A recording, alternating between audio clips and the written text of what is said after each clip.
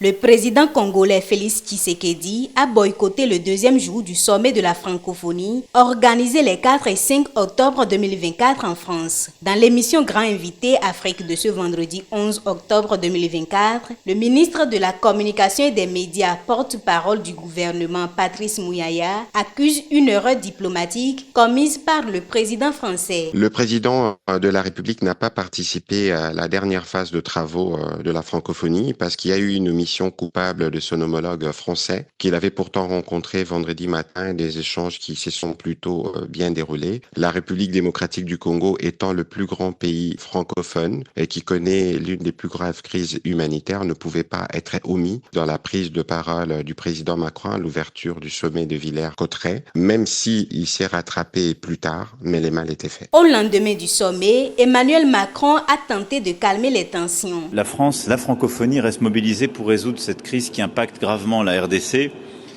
et je réitère notre solidarité.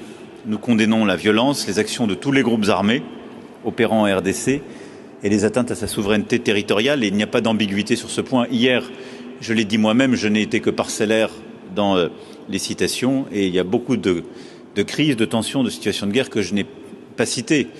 Juste après mon discours, j'ai retrouvé le président du Laos et on a parlé de la Birmanie et je n'ai pas parlé en effet aussi de ce qui s'y joue. Donc qu'il n'y ait pas de malentendu, je pense que il se trouve pendant ces 2 jours le conflit sur lequel j'ai passé le plus de temps dans les réunions parallèles.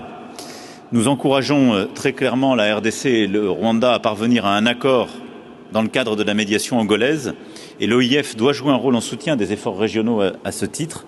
Et je l'ai dit successivement au président Tshisekedi et au président Kagame.